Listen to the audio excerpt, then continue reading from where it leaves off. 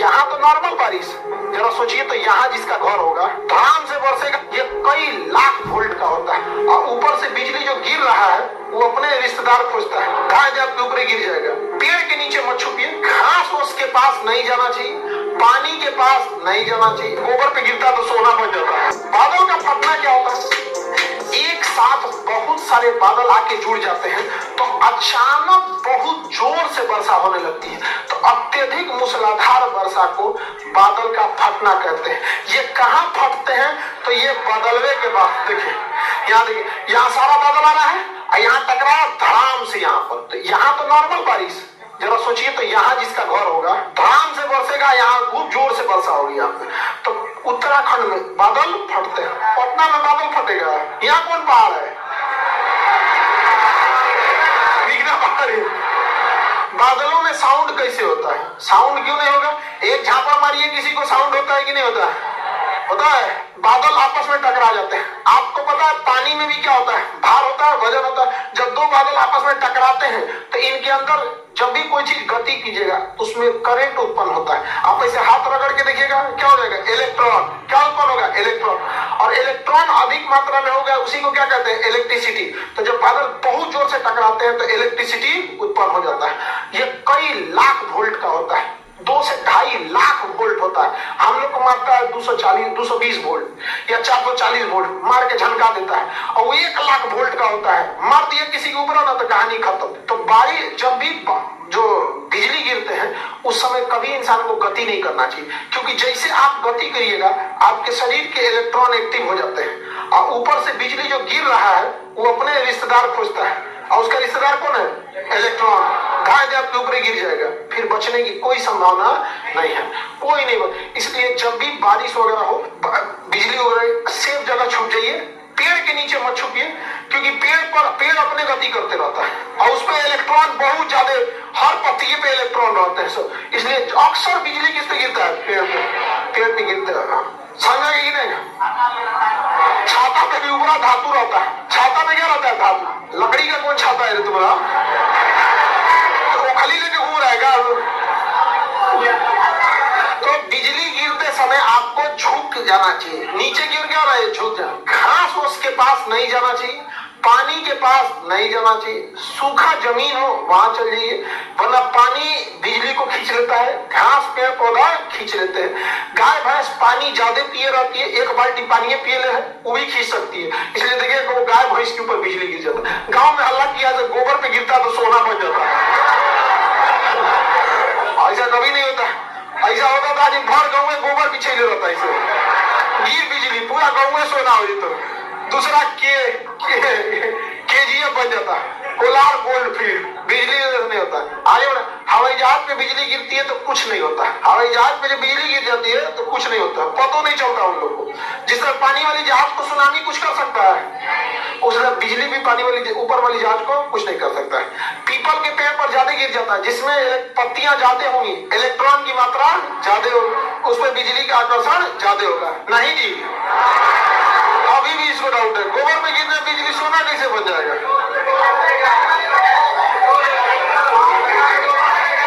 क्या कह रहा है तुम्हारे,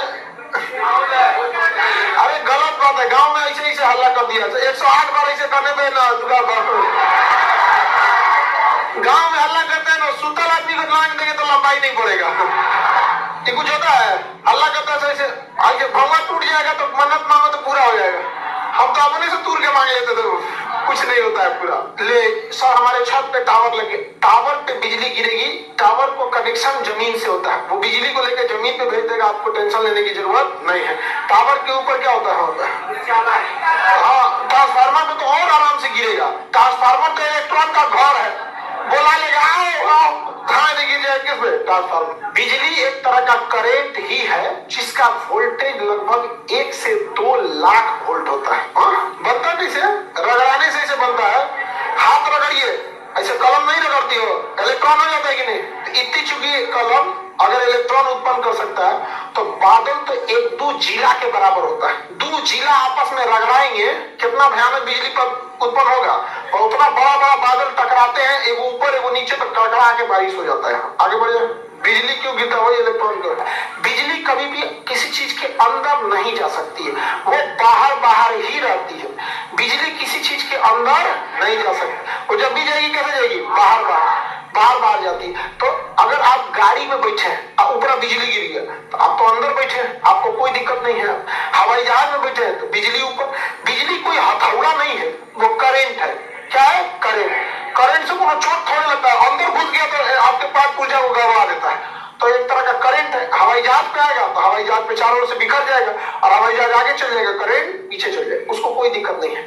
इस खगोलन का क्या कहना है कि सर आप तो पढ़े हैं कि हवाई जहाज जो उड़ता है वो उड़ता है समताप मंडल में, और समताप मंडल में कोई बादल उदल नहीं होता है, तो बिजलियां गिरेगा कैसे, अरे लोग ऊपरे रहेगा। वो किसी भी एयरपोर्ट से उतरने से 200 किलोमीटर पहले, कितना किलोमीटर, 200 किलोमीटर पहले वो अपने नीचे आने लगता है। आप यहां से दिल्ली जाइएगा या मुंबई जाइएगा ना, तो मुंबई से 200 किलोमीटर पहले वो समताप मंडल में रहेगा, समझ गया। उसके बाद वो एयर ट्रैफिक कंट्रोलर से पूछेगा मुंबई कि हम तो ऊपर है, यहाँ मौसम कुछ ना हो तो हुआ का हाल चाल है, कहेगा ना है ठीक, ऊपरे रहो, ऊपरे उड़ेगा।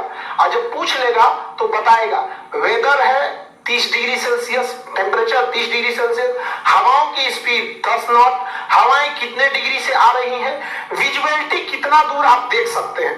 तो पायलट बोलता है कि now we are on 37,000 feet, very soon we are going to descend to Mumbai, Delhi, जहां पे भी, और वहां पायलट आपको भी बोल देगा। तो visibility of Mumbai airport is 5 kilometre, temperature 30 degree Celsius, wind speed बताएगा, विंड डायरेक्शन बता देगा, उसके बाद रख देगा और बोल देगा cabin crew prepare for landing. तो सब अपना जितना थरिया गिलास लोटा दिले रहती है खाने वाने के लिए सब ले रहे दे बच रहा है तो रख सब भर के ले लेंगे आप। जैसे हो जाएगा तो केबिन क्रू बोल देगी सब थरिया लोटा रख लिए है, क्योंकि केबिन क्रू को भी तो बचाना जरूरी है ना। वो बेचारी कहो गई है आप संताप मंडल से लेके चलेंगे क्षोभ मंडल में, क्षोभ मंडल में पता चला बारिश है, बादल है, इतना ऐसे घिलने लगा, बेचारी वो उलट गई कहीं। यहाँ पर हो जाता है, यहाँ पे एक जहाज का छतवे उड़ गया था, खुल के छतवे उड़ गया, ऊपर का छत होता है ना, उधिया गया, कैसे आया जैसे नहीं, छतवे उड़ गया यहाँ पर। उसमें कोई नहीं मरा था, केवल एक एयर होस्टेस जो उस समय खाना दे रही थी। यहाँ उड़ा ना तो बाहर में तो हवाओं का प्रेशर कम रहता है, अंदर ज्यादा प्रेशर रहता है, प्रेशर फेंक दिया इसको बाहर, और सब लोग को सांस लेने में दिक्कत हुआ। पायलट समझदार था, तुरंत समताप मंडल से कहा लाया, मार देता पूरा ठंडा मर जाता आदमी, तो कहाँ ले गया है समताप। तो ये परेशान, पता है ये कोई क्वेश्चन है सर, समताप मंडल में जहाज रहता तो बारिश उतरे थे ना जी, हाँ बिना छते का उतरा था, बिना छत का उतरा था। पायलट को समझे में नहीं आया हुआ क्या, पिछवा का छत उड़ गया था आधा दूर से, जो ये इतना दूर का आधा दूर का छत उड़ गया था इतना, अब पायलट के ऊपर पते नहीं चल रहा उसको, हाँ खुल गया ना छत ऊपर से, बैठल कर सब, इसीलिए कहा जाता है सीट बेल्ट। अरे तुम लोग जहाज में कहा चल जाता है, अभी तुम टेम्पो में घूमो।